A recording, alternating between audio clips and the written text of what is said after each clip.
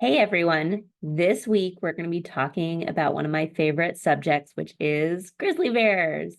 I am headed out to Wyoming at the end of the week, and I am looking for all sorts of things over in Grand Teton National Park and Yellowstone National Park. But one of my favorite things to look for in the spring is grizzly bears, and that's what we're going to talk about today. So stay tuned.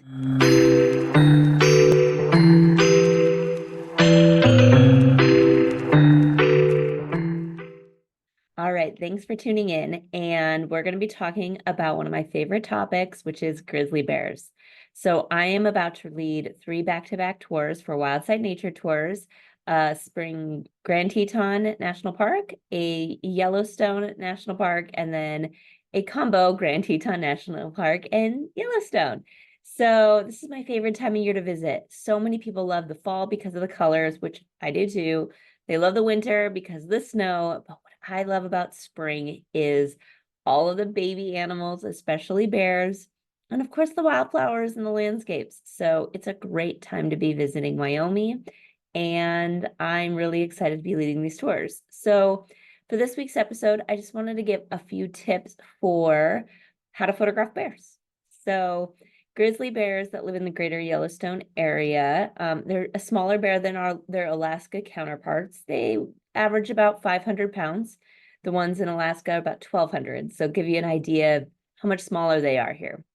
And there is a unique technique that has happened over the years. Some of the female bears have learned that if they stay closer to the highway and the people that are watching them, it'll keep their bears safer from the males that live in the woods that tend to be more fearful of people and who are after their cubs. They want to kill their cubs so that they can bring them back into heat and mate with them. It's brutal, but it's the reality of nature. So we're really fortunate to be able to be in a place where the bears like to be near the side of the road.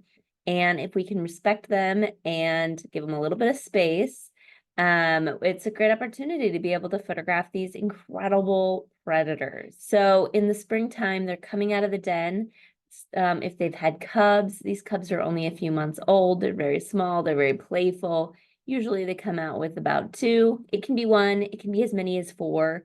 In 2020, Grizzly 399 in Grand Teton came out with quads. It's very unusual, but it does happen. So we're looking between usually 2 and 3 is pretty normal.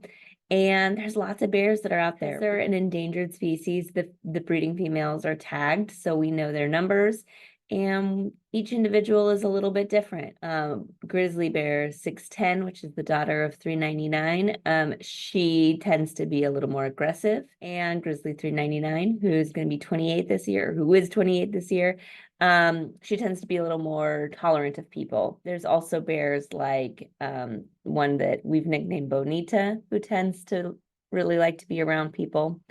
And her mom is Blondie, who for the most part tolerates people, but has been a little more elusive in the past few years. She came out with triplets a couple years ago that were unfortunately killed by a male.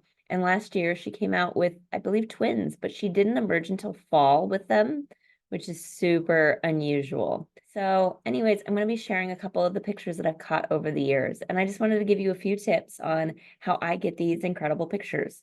First of all, it's all about timing. So if you wait until end of May, early June, this is the best time to see them. The snow has, for the most part, disappeared. The spring flowers are starting to pop up, so you're going to get some really pretty colored flowers in the foreground. And this is when they're digging a lot for roots. So they're building up those strong arm muscles. They're digging for roots. And the other thing that they're doing is they're going after elk calves. So this is when the elks are calving, and this is great protein for those bears that are just coming out of hibernation.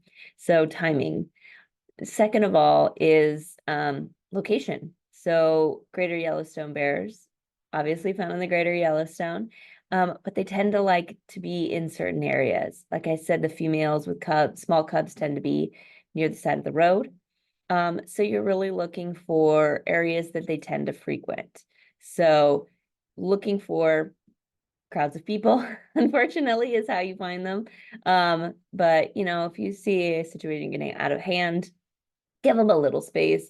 and try not to cause more problems, but also be safe on the road. Don't stand on the road. Make sure you're off the side of the road. Next is making sure that you're giving them a minimum of 100 yards. So that is the legal distance you can get to a grizzly bear. So don't get any closer than that, and make sure you're being safe.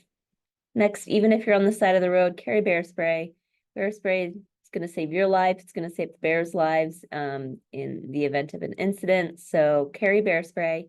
It can be expensive to purchase, but you can rent it. And there's some places in the town of Jackson that you can rent it, as well as some of the lodges allow you to rent it. And it's usually not too bad, about $10 a day. So definitely worthwhile. And make sure you have a long lens. You're going to be 100 yards away. So as long as lens is possible, teleconverter if you have one. And yeah, just have fun out there. Enjoy those beautiful bears. Give them a little bit of space, and make sure that you tag us in this video if you get a nice picture of a grizzly this spring. All right, if you've ever seen a grizzly and you want to share your story, comments, and make sure you subscribe to this video. All right, we will catch you next week.